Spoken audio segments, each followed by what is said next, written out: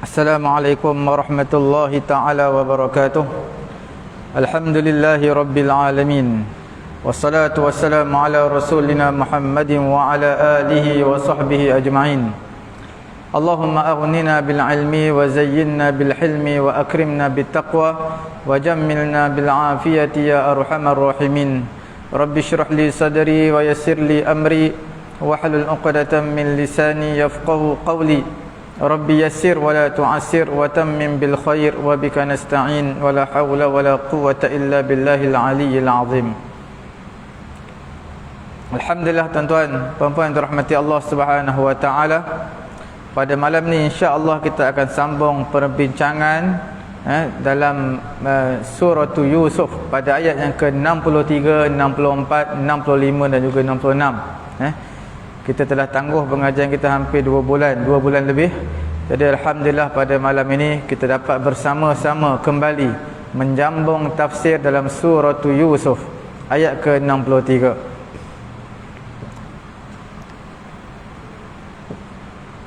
A'udzu billahi minasyaitonir rajim. Falamma raja'u ila abihim قالوا يا أبانا منع منا الكيل فأرسل معنا أخانا نكتل وإنا له لحافظون. Mereka bila pulang, adik-beradik Nabi Yusuf, mereka pulang berjumpa dengan ayah mereka. Mereka kata, ya abana, wahai ayahku, wahai ayah kami, muni'a minnal kail, kami dihalang, terhalang untuk mendapatkan bekalan makanan. Fa'arsil ma'ana, maka hantarlah bersama dengan kami akhana, adik-beradik kami, iaitu seorang yang tertinggal di Mesir, di Palestin ini, seorang yang ditinggalkan, iaitu Bunyamin atau bin Yamin. Wa inna lahu lahafizun, sesungguhnya kami benar-benar akan menjaga dia. Kami tak akan buat seperti Nabi Yusuf dahulu. Qala hal amanukum alaihi illa kama amintukum ala akhihi min qabl. Nabi Yaqub berkata, adakah kamu rasa aku percaya kepada kamu? Tidaklah aku percaya kepada kamu melainkan seperti mana aku percaya kepada kamu ke atas saudara Binyamin, iaitu Nabi Yusuf alaihi salatu wasalam sebelum ini. Kamu jaga dia, kemudian kamu hilangkan dia. Fallahu khairun hafidha, Allah Subhanahu wa taala itu adalah sebaik-baik penjaga. Wa huwa arhamur rahimin, Allah taala adalah yang maha pengasih di antara yang pengasih. Ayat ke-65, walamma fatahu mata'ahum wajadu bida'atahum ruddat ilaihim, apabila mereka buka satu barang-barang mereka, bekalan mereka, mereka dapati ada duit yang mereka berikan kepada Malik ataupun Raja Mesir, dikembalikan, ruddat ilaihim, dikembalikan balik. Raja Mesir tak nak, dikembalikan balik kepada mereka. Kemudian adik-beradik Nabi Yusuf ni berkata kepada ayah mereka, ya abana, qalu ya abana ma nabghi hadhihi bida'atuna ruddat ilaina. Mereka berkata, wahai ayah kami, tidaklah sepatutnya barang-barang ini, nilai duit ini ruddat ilaina, dikembalikan kepada kami. Wa namiru ahlana wa nahfadhu akhana, kami nak bawa bekalan makanan ni kepada keluarga kami ni, kepada Nabi Yaqub, Binyamin dan kami semua. Wa nahfadhu akhana, dan kami nak menjaga saudara kami iaitu Binyamin. Wa nazdadu kaila ba'ir, dan kami nak tambah lagi sukatan makan, kaila ba'ir, nak tambah lagi bekalan makanan, muatan unta. Zalika kailun yasir, maka itu adalah mudah, satu sukatan yang mudah bagi Raja Mesir, iaitu Nabi Yusuf alaihi salatu wassalam. Pada ayat ke-66, ayat 63 sampai 66 ini semua membincangkan tentang bagaimana rundingan adik-beradik Nabi Yusuf dengan ayah mereka Nabi Yaqub alaihi salatu wassalam, untuk Nabi Yaqub ini melepaskan, memberi perlepasan kepada Binyamin untuk ikut mereka bersama. Pada kali yang kedua mereka akan bertemu dengan Raja Mesir. Untuk kali yang kedua mereka minta izinlah supaya dilepaskanlah Nabi Binyamin ini bersama dengan mereka supaya dapat ekstra muatan makanan. Ayat ke-66, qala lan ursilahu ma'akum hatta tu'tuni mawthiqan min Allah la ta'tunnani bihi illa an yuhata bikum. Nabi Yaqub kata lan ursilahu ma'akum, aku tak akan lepas Binyamin ni bersama kamu, hatta tu'tuni mawthiqan min Allah, sehingga kamu berjanji dengan nama Allah Ta'ala, la ta'tunnani bihi illa an yuhata bikum, sehingga kamu bawa datang kembali Binyamin ini kepada aku, illa an yuhata bikum, melainkanlah sekiranya kemudaratan menimpa kamu semua, maka itu tidak mengapa. Semua kamu ditimpa mudarat ataupun musibah yang menyebabkan kematian, semua itu tidak mengapa. Falamma atauhu mawthiqahum, apabila mereka telah berjanji, membuat satu perjanjian dengan Nabi Yaqub alaihi salatu wassalam, qala Allahu ala ma naqulu wakil, maka Yaqub alaihi salatu wassalam menyatakan, Allahu ala ma naqulu wakil, Allah Ta'ala adalah penjaga ke atas apa yang kami katakan.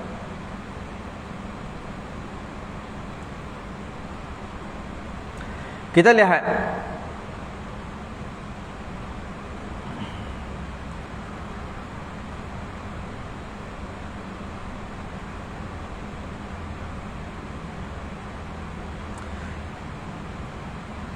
apa munasabah kesinambungan ayat ini dengan ayat yang sebelum ini.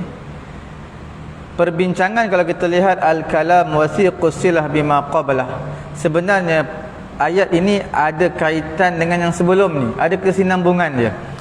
Kita lihat selepas mana Allah Subhanahu Wa Taala menyebutkan tentang Nabi Yusuf minta supaya dibawa datang saudaranya iaitu Binyamin, maka disebutkan di sini bagaimana rundingan adik-beradik Nabi Yusuf buat nego dengan ayah dia.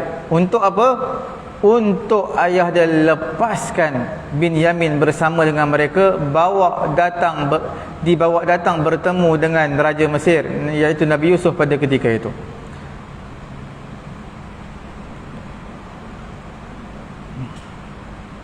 Cuma ayah dia menzahirkan rasa kebimbangan, seperti mana kebimbangan yang sebelum ini, yang mana mereka telah merancang satu rancangan jahat untuk melakukan perbuatan jahat tersebut kepada Nabi Yusuf alaihi salatu wasalam di padang pasir, dengan bertujuan, dengan niat mereka kata untuk bermain, untuk berseronok, bersiar-siar, tapi last sekali kehilangan Nabi Yusuf. Binyamin pun Nabi Yaqub khawatir takut berlaku perkara yang sama. Kita lihat ketika mana adik-beradik Nabi Yusuf, adik-beradik Nabi Yusuf, anak-anak Nabi Yaqub ini, mereka pulang bertemu dengan ayah mereka. Mereka kata apa? Ketika mereka pulang, mereka kata kepada ayah mereka, Raja Mesir, dia tak bagi kita lah makanan untuk masa akan datang. Dia bagi ni last. Untuk kali kedua datang tak nak bagi dah. Sekiranya kamu wahai Yaqub alaihi salatu wassalam, wahai ayah kami, kamu tak lepaskan Binyamin bersama dengan kami. Sekiranya kamu tak lepas Binyamin, maka kami tak dapatlah muatan makanan seberat unta tu untuk kita bawa balik ke rumah kita. Fa arsilhu ma'ana, wahai ayah kami Yaqub alaihi salatu wassalam, lepaskanlah Binyamin bersama dengan kami, supaya kami dapat bekalan makanan sekadar bilangan kepala bilangan kami. Bilangan kita ada berapa orang, maka diberi mengikut bilangan kepala. Wa inna lahu lahafizun, kami betul-betul nak jaga ni, jaga Binyamin daripada setiap perkara yang tidak disenangi ataupun tidak disukai. Dan kami jaga Nabi Binyamin ini daripada sebarang keburukan yang datang kepada dia dalam perjalanan pergi dan juga dalam perjalanan pulang. Jangan khawatir wahai Yaqub alaihi salatu wassalam, fa innahu sayarji' ilaik, kerana Binyamin ini akan pulang bertemu dengan kamu insya-Allah. Nabi Yaqub AS menyatakan, kamu ini yang telah melakukan sebelum ini terhadap saudaranya, adik-beradiknya, iaitu Yusuf AS, kamu telah hilangkan Nabi Yusuf daripada keluarga kami. Kamu telah halang antara aku dan juga Yusuf tak dapat bertemu lagi selepas kamu minta izin untuk bersiar-siar. Kamu telah cuai dalam menjaga Nabi Yusuf alaihi salatu wassalam. Bagaimana mungkin aku nak percaya kepada kamu semua untuk menjaga adik kamu ini, iaitu Binyamin. Fallahu khairun hafiza, Allah Subhanahu wa taala adalah sebaik-baik penjaga. Nabi Yaqub kata, aku berserah kepada Allah, aku percaya kepada Allah, aku serahkan semua urusan aku hanya kepada Allah. Wa huwa arhamur rahimin, Allah lah yang maha pengasih, Allah lah yang mengasihi terhadap umur aku yang sudah tua. Bagaimana kasih seorang ayah kepada anak, hanya Allah Ta'ala saja mengetahui. Aku mengharapkan kepada Allah, aku mengharapkan kepada Allah supaya dia merahmati aku, mengasihi aku dengan menjaga Nabi Yusuf alaihi salatu wassalam. Dan aku mengharapkan Allah Ta'ala satu hari akan kembali kepada aku. Sesungguhnya Allah Arhamur Rahimin, maha pengasih lagi maha penyayang. Inilah menunjukkan bagaimana kehilangan yang sekian lama Nabi Yusuf alaihissalatu wassalam di pandangan ayahnya, tapi harapan yang diletakkan oleh ayah Nabi Yusuf, iaitu Nabi Yaqub alaihissalatu wassalam, amat besar dan bersangka baik dengan Allah. Insya-Allah dengan rahmat Allah, begitu tingginya kasih sayang seorang ayah kepada anak, dia mengharapkan akan bertemu satu hari nanti dengan anak kesayangannya. Ini adalah sebagai dalil bagaimana muwafaqatuhu ala irsalihi ma'ahum, bagaimana kesepakatan ataupun setuju Nabi Yaqub ini untuk melepaskan Binyamin bersama dengan adik-beradik yang lain, kerana keberhajatan yang teramat sangat kepada makanan. Kalau tak lepaskan Binyamin, makanan tak dapat. Sedangkan makanan satu perkara penting untuk melangsungkan kehidupan. Tak dapat tidak. Seolah-olah kita panggil qarinah daripada ayat-ayat yang dilontarkan Nabi Yaqub alaihi salatu wassalam. Seolah-olah dia setuju untuk lepaskan Binyamin kerana dia telah mengharapkan semuanya, urusannya hanya dia berserah dan pasrah kepada Allah Subhanahu wa taala. Dan tanpa memerhatikan kepada adanya qarinah-qarinah yang menunjukkan betapa sifat hasad, dengki, busuk hati di antara mereka dan di antara Binyamin.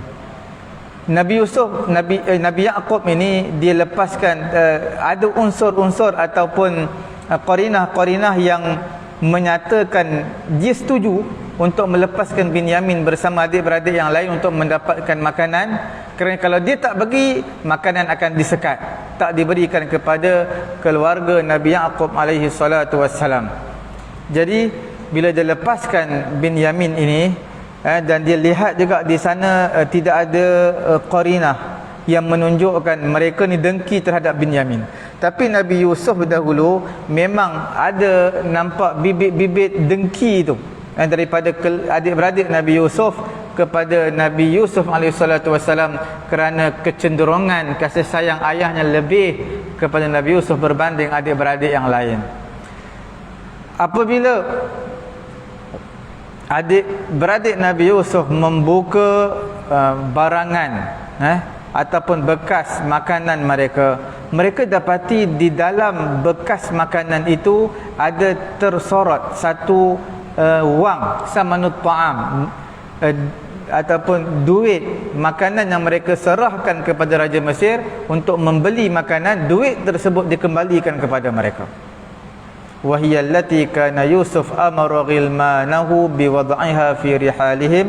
Ini semua adalah kerana Nabi Yusuf telah perintahkan pekerja staf dia untuk selitkan duit ini di dalam salah satu daripada bekalan makanan mereka.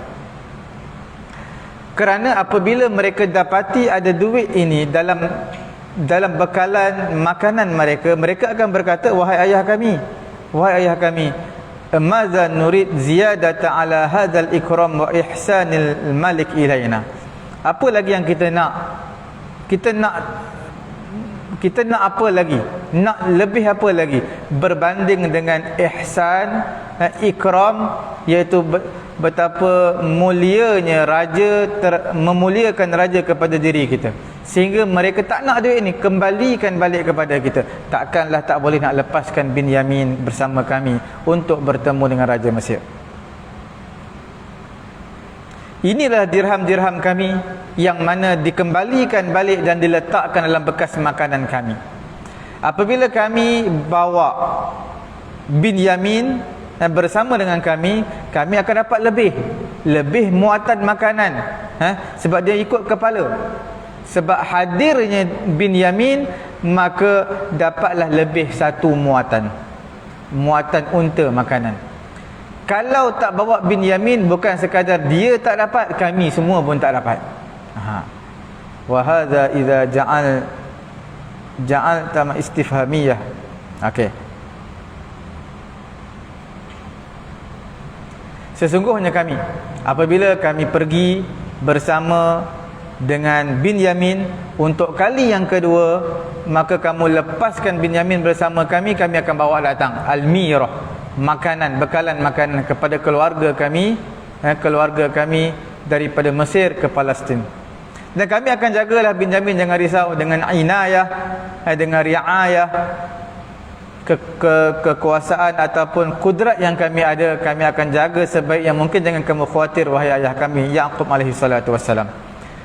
Wa nazidu mikyal ba'ir bi'irin li ajlihi, dan kami akan menambah bekalan makanan kerana dia.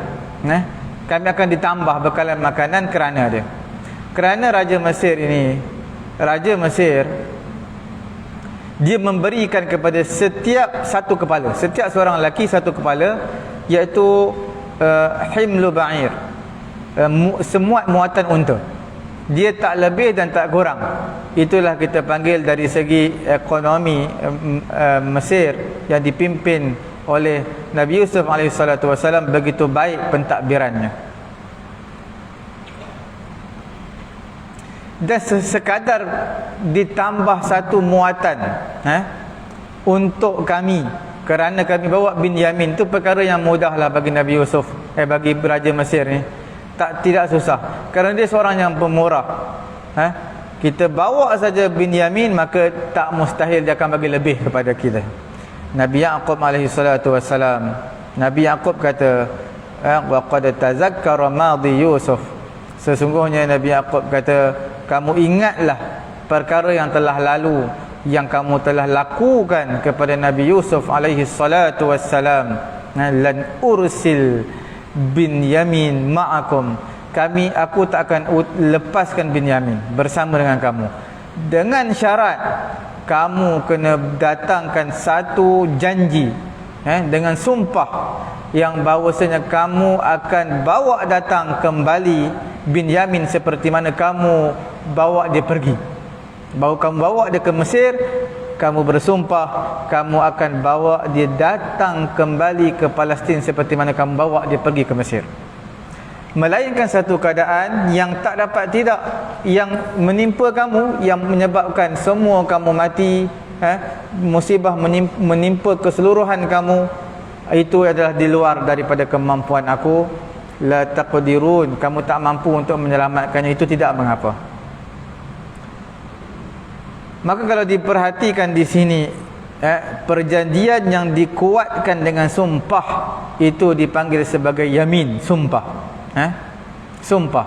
Satu janji yang disaput dengan sumpah itu dipanggil sumpah.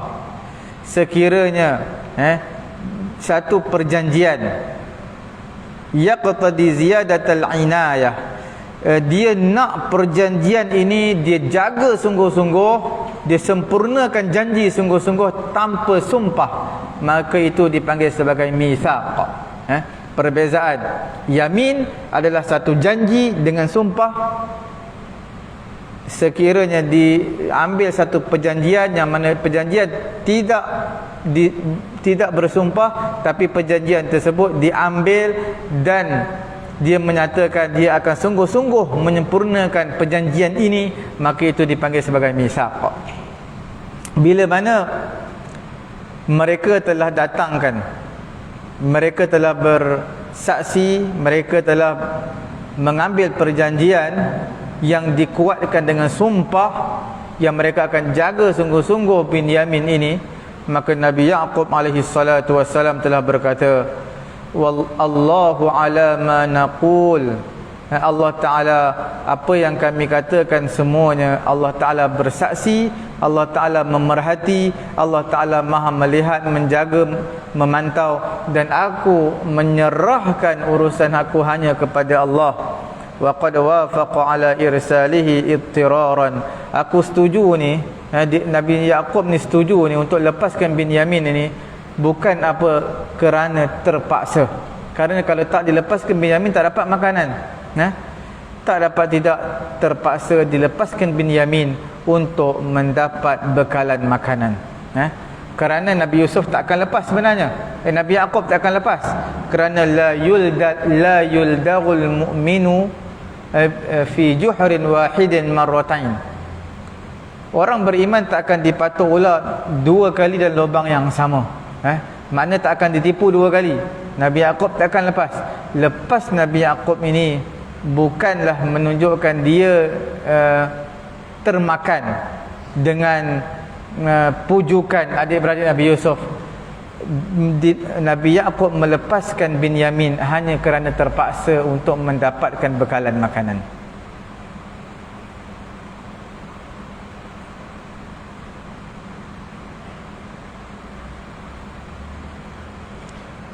Kita lihat, kana ikramu Yusuf li ikhwatihi wa radduhu samanu at-ta'am ilaihim 'amilan muraghiban qawiyan fi 'audatihim ilaihi marratan ukhra. Kita lihat bagaimana Nabi Yusuf nak adik-beradik dia datang untuk kali yang kedua. Dia letakkan, selitkan di bekalan mereka itu dirham yang mereka bagi, nilai makanan yang mereka beli daripada Raja Mesir tadi, sebagai satu targhib, motivasi kepada mereka supaya mereka datang kembali ke Mesir bawa Binyamin bersama. Nabi Yaqub alaihi salatu wassalam, kalau kita lihat dalam perbicaraan Nabi Yaqub bersama dengan anak-anaknya, dialog ni antara Nabi Yaqub dan juga anak-anaknya, mutma'innan ila hifzillah wa rahmatih. Nabi Yaqub dah tak ada punca dah, melainkan tenang, tenteram. Nabi Yaqub ini hanyalah dia berserah kepada Allah, diingat kepada Allah, kerana Allah lah akan menjaga segalanya. Dengan rahmat Allah dia mengharapkan satu kebaikan untuk diri dia, itu saja yang termampu. Fahuwa ni'mal wakil, Allah lah sebaik-baik penjaga. Wa huwa arhamur rahimin bi'ibadih, Allah lah sebaik-baik yang maha pengasih terhadap hamba-Nya. Terutamanya dalam kondisi Nabi Yusuf pada ketika itu yang sudah tua, dalam keadaan lemah, tak mampu nak buat apa-apa dah. Jadi inayah Allah, penjagaan Allah kepadanya itu lebih baik berbanding dengan kamu menjaga, Allah Ta'ala menjaga Binyamin adalah lebih baik berbanding kamu menjaga Binyamin. Itu yang Nabi Yaqub harapkan, kerana tak ada pergantungan lain dah, hanyalah kepada Allah Subhanahu Wa Ta'ala. Kita pun dalam kesusahan sampai satu tahap yang begitu susah, yang begitu rungsing, hanya pergantungan kita hanya kepada Allah. Orang yang mana mungkin bisnesnya besar, mungkin dalam masa yang sama dia pernah hidup mewah satu ketika dahulu, bila mana muflis, jatuh, merudum ke bawah, apa yang dia lihat hanyalah pertolongan Allah, hanyalah inayah Allah Subhanahu wa taala, tempat pergantungan dia. Tashaddad Ya'qub alaihi salatu wassalam hadhihi al-marrah ma'a awladihi akthar mimma hadatha 'inda idnihi bi irsal Yusuf alaihi salatu wassalam. Begitu keras Nabi Ya'qub ini pada kali yang kedua ini untuk melepaskan anaknya Binyamin, lebih berbanding Nabi Ya'qub melepaskan Yusuf satu ketika dahulu, kerana pengalaman yang lalu mengajar Nabi Yusuf untuk mengerti bagaimana pekerti adik-beradik Nabi Yusuf untuk masa yang akan datang selepas ini. Bagaimana keizinan Nabi Ya'qub melepaskan Nabi Yusuf bersama dengan adik-beradiknya sehingga ke hari ini, sehingga ke hari yang mereka minta izin untuk dilepaskan Binyamin, kesedihan itu masih tidak terubat. Fatalaba minhum al-mitsaq, maka Nabi Ya'qub dengan begitu keras minta perjanjian disertai dengan sumpah untuk bawa datang balik Binyamin seperti mana kamu nak bawa dia pergi ke Mesir ini. Kemudian arada aulada Ya'qub alaihi salatu wasalam tatyibu nafsi abih, maka adik-beradik Nabi Yusuf juga dalam ayat yang kita bincangkan tadi, mereka selitkan mana bagi hadhihi bida'atuna. Ini ayat untuk melegakan perasaan ayah mereka. Tengok ni wahai ayah kami, apa lagi yang kita nak? Dirham yang kami beli makanan bawa datang ke rumah kita ini dibagi balik.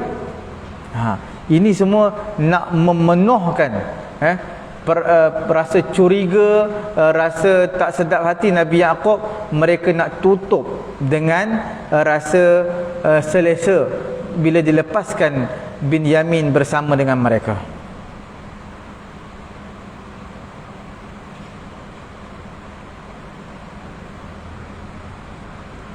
Dan dalam ayat ini, lan ursilahu ma'akum hatta tu'tuni mawthiqan minallahi la ta'tunnani bihi, aku tidak akan melepaskan Binyamin bersama dengan kamu sehinggalah kamu bawa datang satu perjanjian daripada Allah, iaitu bersumpah dengan nama Allah, kamu akan bawa datang Binyamin kembali. Ini sebagai satu dalil, iaitu harus kafalah. Dalam bab fiqh ada dinamakan satu bab dipanggil sebagai kafalah ataupun hamalah. Kafalah ni makna guarantor, penjamin. Sama ada penjamin tersebut adalah jamin dari sudut harta ataupun dari sudut jiwa. Boleh. Aku menjadi penjamin kepada harta ini. Aku menjadi penjamin kepada orang ini yang meminjam wang. Dua-dua boleh. Cuma ulama dalam masalah kafalah ini, ulama mereka ada dua pandangan. Pandangan majoriti di kalangan ulama, mereka menyatakan hukumnya harus sekiranya al-makful bih, iaitu benda yang dijamin. Benda yang dijamin itu adalah harta. Benda yang dijamin itu adalah harta. Ulama semua, majoriti di kalangan ulama menyatakan dibenarkan. Dan majoriti di kalangan dan tidak boleh kafalah, iaitu menjadi guarantor dalam bab hudud, dalam bab qisas, mengikut mazhab yang empat, Hanafi, Maliki, Syafi'i, Hambali, semua tak benarkan menjadi guarantor dalam bab qisas dan juga hudud, potong tangan. Contohnya seseorang ditangkap mencuri, maka dia jadi guarantor, penjamin. Tak perlu dilaksanakan hukum Allah ini hudud. Dia menjadi penjamin. Tak boleh. Dalam bab hukum Allah hudud, qisas, maka tidak boleh menjadi penjamin. Ulama Syafi'i mereka mengharuskan kafalah dalam bab qisas. Dalam bab qisas boleh. Sebab dalam bab qisas ni dia ada dua. Satu hak Allah, satu hak waris, hak hamba. Dalam bab qazaf pun ada hak Allah, hak maruah hamba tu. Maruah manusia. Sebab dia tuduh orang berzina. Qazaf, tuduh orang. Jadi boleh kafalah menjadi penjamin. Kerana di dalam kafalah tersebut tak semata-mata hak Allah, tetapi mempunyai hak hamba, hak manusia. Sebahagian di kalangan ulama mereka menyatakan la tajuzul kafalah bin nafsi, tak boleh untuk, sebahagian ulama menyatakan tak boleh kafalah guarantor untuk manusia. Sebab susah kita nak datangkan manusia ni. Bukan senang, harta senang, manusia susah lihat. Sebab itu kerana firman Allah Subhanahu wa taala ala lisanil aziz, ke atas lisan pembesar Mesir, mengikut kisah Nabi Yusuf alaihi salatu wassalam, qala ma'adzallah an na'khudha illa man wajadna mata'ana indahu inna idzal ladzalimun. Nanti kita akan bincang ayat ni selepas ini, mungkin pada minggu yang akan datang insya-Allah. Okey, kita lihat bagaimana ayat ke-68 mengenai wasiat pesanan Nabi Yaqub kepada anak-anaknya bila masuk Mesir, bawa Binyamin, masuklah daripada pintu yang berbeza. Kita lihat pada ayat ke-67, 67, 68. Walaupun Nabi Yaqub tak percaya sepenuhnya kepada adik-beradik Nabi Yaqub, adik-beradik Yusuf ini, kepada anak-anaknya dia tak percaya. Dia tak menaruh harapan sepenuhnya, tapi disebabkan keterpaksaan dia terpaksa lepaskan. Tapi dalam masa yang sama dia tetap memberi kata-kata bernas, kata-kata nasihat.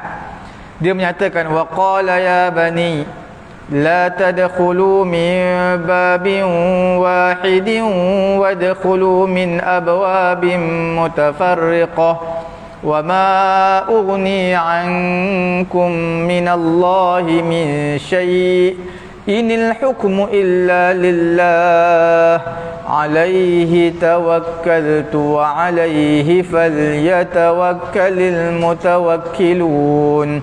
Nabi Yaqub memberi nasihat, ya bani, wahai anak-anakku, la tadkhulu min babin wahid, jangan kamu masuk ikut daripada pintu satu. Masuklah wadkhulu min abwabin mutafarriqah, masuklah ikut pintu yang berbeza-beza. Wa ma ughni ankum minallahi min syai', tidaklah memberi manfaat kepada kamu daripada Allah sesuatu. Kalau ketetapan Allah Ta'ala telah ditentukan semenjak azali, kalau mudarat menimpa tetap akan menimpa kamu. Inilah hukmu illa lillah, tiadalah hukum melainkan milik Allah. Alaihi tawakkaltu, kepada Allah lah aku berserah. Wa alaihi falyatawakkalul mutawakkilun, dan kepada Allah lah orang-orang yang bertawakal. Walamma dakhalu, pada ayat ke-68, apabila mereka masuk ke gerbang pintu Mesir, mereka masuk min haitsu amarahum abuhum, di mana ayah mereka dah pesan kepada mereka, maka yughni anhum minallahi min syai', tidaklah bermanfaat kepada mereka daripada Allah sesuatu, illa hajatan, melainkan satu hajat, fi nafsi Yaqub qadaha, pada diri Nabi Yaqub, untuk mereka sempurnakan hajat ini. Wa innahu ladzu ilmin lima 'allamnah, sesungguhnya Nabi Yaqub ini benar-benar orang yang mempunyai knowledge, mempunyai ilmu. Lima 'allamnahu, kerana Allah Ta'ala telah mengajar Nabi Yaqub alaihi salatu wassalam ilmu tersebut. Walakinna aktsaran nasi la ya'lamun, tetapi kebanyakan manusia mereka tak faham, mereka tidak memahaminya. Kita lihat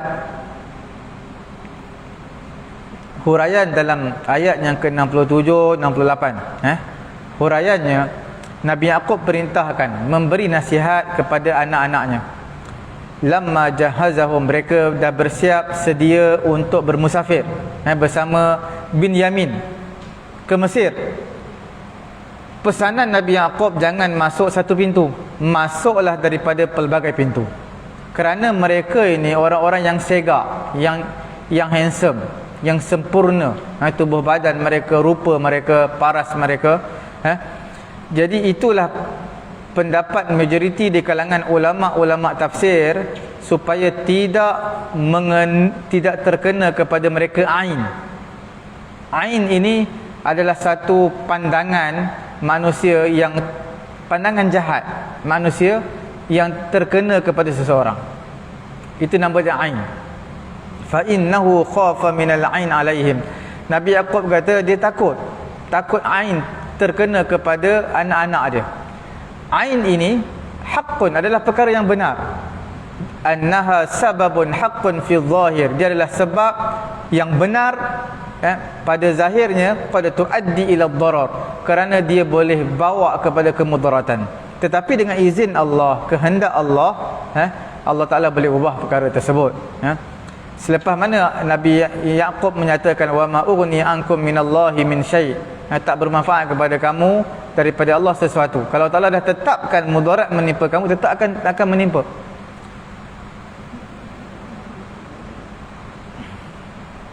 Supaya cuma Nabi Yaqub nak mereka masuk bukan satu pintu, tapi pintu-pintu yang berasingan. Wa ma ughni, kamu tak dapat tolak daripada diri kamu, tak dapat tolak mudarat. Dengan pesanan Nabi Yaqub ini, wa tadbiri, bagaimana cara pentadbiran Nabi Yaqub dalam mendidik anak-anak aja.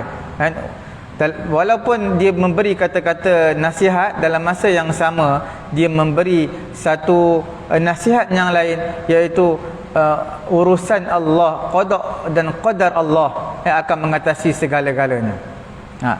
Cuma kita ambil langkah berhati-hati, iaitu kita berusaha dan bertawakal. Ketentuan Allah pasti akan berlaku, kerana sesungguhnya Allah Ta'ala dia nak sesuatu, la yukhalifu wa la yumani, tak akan jadi perkara yang bertentangan dengannya, dan juga tidak ada siapa yang dapat menghalangnya. Walakinna ma'murun, tetapi kita ini diperintahkan untuk mengambil wasilah ataupun asbab keselamatan kita perlu ambil. Dalam surah Nisa, wa khudhu hijrakum, ambillah sebab-sebab zahir yang tidak memberi kesan sesuatu melainkan dengan izin Allah Ta'ala. Mana sebab yang boleh selamat kita ambil, tapi kalau nak jadi, dia jadi juga. Macam kita bawa kereta lah, kita bawa kereta bawa tidak laju, yang sederhana. Kita bawa sederhana, kerana bawa sederhana insya-Allah selamat. Tapi tak memungkinkan kalau orang lain boleh langgar kita. Kemalaman kalau qada dan qadar Allah kata kemalangan berlaku kepada kamu, dia akan berlaku. Cuma kita bolehlah tolak kemudaratan ini dengan kita banyak berdoa kepada Allah, dan juga kita bersedekah, insya-Allah akan ditolak musibah-musibah ini.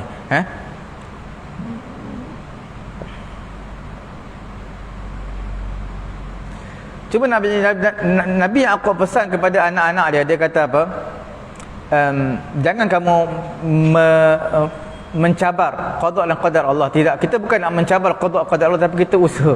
Manusia tak memiliki sesuatu untuk menghalang ketentuan Allah, tapi Allah Ta'ala nak keburukan, ya tak ada siapa yang boleh memberi manfaat kepada kamu, tak boleh siapa yang boleh menolak kemudaratan daripada kamu. Sebab itu aku mengisyaratkan kepada kamu supaya masuk pintu yang berbeza-beza. Okey. Bila mana mereka masuk pintu daripada pintu yang berbeza-beza, semua ada 4 pintu untuk masuk ke Mesir. Mereka ikut cakap ayah mereka ni, dengar nasihat ayah mereka, masuk pintu yang berbeza-beza. Cetusan idea Nabi Yaqub AS dan masuknya mereka ke penjuru pintu yang berbeza-beza, mereka berpecah, ini akan memberi manfaat kepada mereka. Haitsu asabahum ma sa'ahum ma'a tafarruqihim min nisbati sariqah ilaihim. Ini kalau ada orang nak mencuri ataupun nak mengambil Binyamin jadi tebusan, paling kurang taklah semuanya terperangkap, paling kurang ada yang terselamat. Bila mana masuk ikut pintu yang berbeza-beza, tak semua akan ditangkap, tak semua akan dirompak atau dicuri, tetapi ada sebahagian yang akan terselamat. Itu yang Nabi Yaqub pesan kepada mereka. Tetapi walakin hajatan fi nafsi Yaqub qadaha, mujarrad syai' fi nafsihi azharahu. Nabi Yaqub hanya menzahirkan kasih sayang, kesian terhadap mereka. Sebab itu Nabi Yaqub berpesan, kerana Palestin ke Mesir jauh juga, jadi mereka, Nabi Yaqub pesan kepada mereka, nasihat kepada mereka supaya berpeganglah dengan asbab. Wa innahu Yaqub, sesungguhnya Nabi Yaqub ini mempunyai knowledge, ilmu la yamna'ul qadar, dia tak dapat melarang atau menegah ketentuan Allah. Li ta'limina iyyahu bil wahyi, Allah Taala ajar Nabi Yaqub ini dengan bantuan daripada wahyu. Imam Qatadah dan juga Imam Thawri menyatakan Nabi Yaqub ini mempunyai ilmu, mempunyai amalan dengan ilmu saja, bukan sekadar ilmu saja tapi dia beramal. Inilah pujian daripada Allah kepada Nabi Yaqub alaihi salatu wasalam mengikut pendapat Imam Al-Thawri dan juga Imam Qatadah. Tetapi kebanyakan manusia, iaitu orang-orang musyrikin, orang kafir ni, mereka tak tahu seperti mana pengetahuan yang ada pada Nabi Yaqub alaihi salatu wassalam. Ataupun orang kafir ni, mereka tak tahu Nabi Yaqub dengan sifat ini, dengan ilmu ini, kerana mereka tidak mengetahui, mereka tidak mengetahui bagaimana Allah Ta'ala memberi ilham, memberi cetusan ilham kepada wali-walinya, tunjukkan kepada para awliya-nya, para nabinya, ilmu yang memberi manfaat kepada mereka dunia dan juga akhirat. Di antara ilmu-ilmu tersebut adalah berpegang dengan asbab yang zahir dan berserah kepada Allah. Bukanlah kita terselamat, bukanlah kita ini hebat dengan sebab kepandaian, kebijaksanaan yang ada dalam diri kita, tetapi kita berpegang dengan yang zahir dan kita berusaha dan kita berserah urusan, bertawakal kepada Allah Subhanahu wa taala. Jadi kita lihat Nabi Yusuf larang mereka ini masuk daripada satu pintu kerana takut terkena ain. Ain ini adalah berdasarkan sabdaan Nabi. Nabi kata al-ainu haqqun. Ain inilah benar, sesuatu yang memberi kesan di sisi manusia. Sebab siapa yang terkena ain, dia boleh jatuh. Dia boleh jatuh kena ain. Sahabat Nabi, dia kena, seorang sahabat lihat seorang sahabat Nabi yang lain, badan dia begitu putih, pandangan dia tajam sampai tumbang orang tersebut. Dia nak bagi tahu ain ni bukan perkara biasa, dia perkara yang memudaratkan. Cuma kita tak tahu. Selalunya kita ni, terutama budak-budak lah, kanak-kanak, kita tak kata, contohnya kita tak kata dia comel, kita kata huduhnya budak ni, selalunya bayi lah, nak takut terkena ain. Itu orang tua-tua kita kata. Sebenarnya itu adalah jangan kita puji terlampau berlebihan lah, kerana takut terkena ain. Cuma dalam masa yang sama, Nabi SAW mengajar kepada kita. Nabi berlindung dengan membaca doa, a'udzu bikalimatillahi tammati min kulli syaitanin wa hammatin wa min kulli ainin lammatin. Nabi minta berlindung dengan ain, wa min kulli lammatin wa min kulli ainin lammah. Ini semua doa. Dan yu'awwidhu al-Hasan wal-Husain, Nabi juga mendoakan perlindungan untuk Hasan dan juga Husain, cucu Nabi ni. Nabi doa, u'idhu kama bikalimatillahi tammati min kulli syaitanin wa hammah wa min kulli ainin lammah. Nabi doa untuk Hasan dan juga Husain daripada terkena ain. Wa yaqulu hakadha, dan telah menyatakan perkara ini, Nabi Ibrahim AS membaca doa yang sama kepada Nabi Ismail dan juga Nabi Ishaq, dua orang anak beliau. Diriwayatkan daripada Ubadah bin Samit, dia kata, dakhaltu ala Rasulillah, aku masuk bertemu Nabi SAW pada awal siang, dan aku lihat Nabi syadidul wajah, dalam keadaan tak larat, sakit sangat. Summa uttu ilaihi akhiran nahar, kemudian aku ziarah Nabi pula petang tu, dekat 6 malam aku ziarah Nabi. Faraaituhu ma'afan, aku lihat Nabi sihat. Maka Ubadah bin Samit bertanya, maka Nabi Nabi SAW menyatakan, sesungguhnya Jibril SAW telah datang kepada aku. Faqala, maka Nabi kata, fima akhrajahu Ahmad an Aisyah wa Ubadah, telah meriwayatkan hadis ini oleh Imam Ahmad daripada Aisyah dan juga Ubadah, bismillahi urqika. Jibril datang kepada aku. Jibril kata apa? Jibril kata bismillahi urqika, dengan nama Allah aku ruqyah kamu, min kulli syai'in yu'zik, daripada setiap sesuatu yang menyakiti kamu, wa min kulli ainin wa hasidin, daripada setiap ain dan juga setiap orang yang hasad. Allahu yashfik, Allah Ta'ala akan menyembuhkan kamu.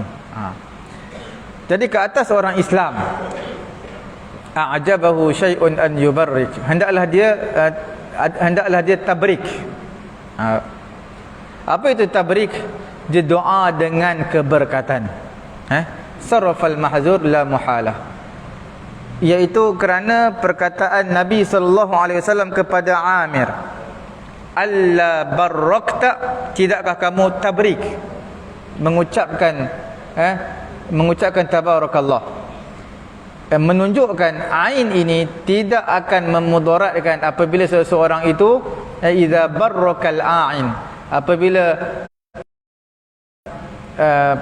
melihat yang mempunyai ain ini, dia mengucapkan tabarakallah. Tabrik iaitu mengucapkan tabarakallahu ahsanul khaliqin, ataupun Allahumma barik fih, ya Allah berkatilah pada harta ini atau pada orang ini.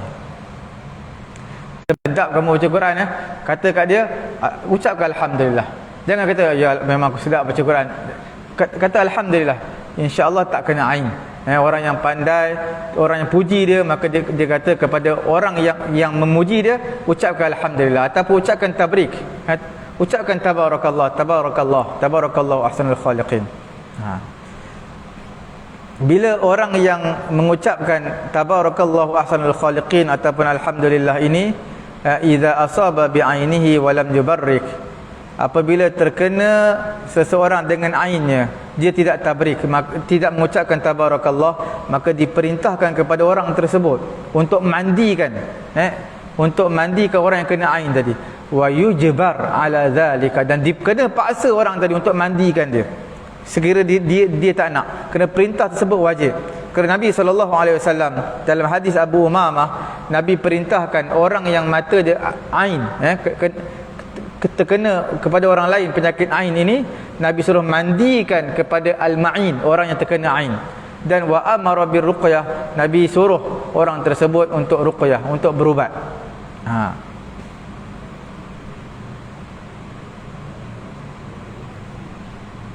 Jadi ini semua menunjukkan kepada kita ain ini satu perkara yang benar, dan tak mustahil. Kita tak tahu siapa yang mata mempunyai ain, tapi ain ini satu perkara yang benar.